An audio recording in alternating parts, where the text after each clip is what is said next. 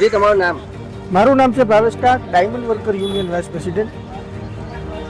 સરકાર દ્વારા જે જાહેર કરવામાં આવે શિક્ષણ રાહત પેકેજની અંદર સુરત ખાતે 74,000 ફોર્મ ભરાયા હતા. એમાંથી 48,000 રત્ન કલાકારોના 50,000 કરતાં વધારે ફોર્મ પાસ કરવામાં આવ્યા હતા અને 26,000 ફોર્મને બે કારણો મેજરથી લઈ અને રિજેક્ટ કરવામાં આવ્યા છે. એમાં પહેલું કારણ એ છે કે ફોર્મ અધૂરા ભરેલ હતા અને ફોર્મની અંદર જે જીઆર પ્રમાણે તારીખ પણ લખેલી નહોતી.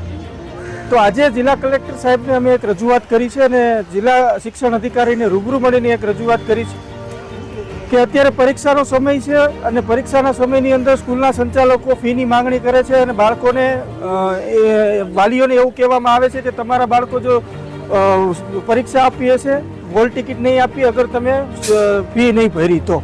આ બાબતે અમે રજૂઆત કરી છે. 26,000 ફોર્મને ફરી ચકાસણી કરી.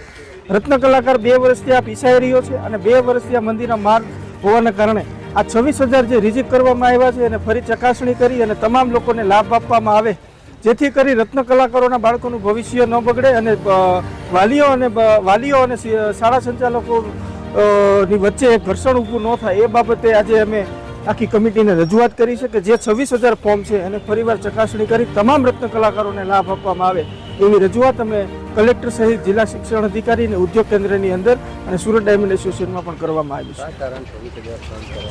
કારણ એક બે જ અમને મેજર તપાસની અંદર અમે જાણવા મળ્યા છે કે એક અધૂરા ફોર્મ હતા અને બીજું કારણ એવું હતું કે જીઆર પ્રમાણે તારીખો નહોતી લખેલી. પરંતુ રત્ન કલાકાર એટલા અભ્યાસુ નથી કે સરકારના જીઆરને સરળતાથી સમજી શકે.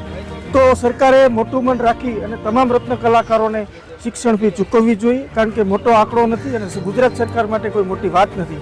તો મોટું મન રાખી માનવતાની દ્રષ્ટિએ સુરતની અંદર જે 26,000 ફોર્મ રિજેક્ટ કરવામાં આવ્યા છે એ તમામને શિક્ષણ ફીનો લાભ મળે એવી રજૂઆત અમે આજે કલેક્ટર સાહેબને કરી છે.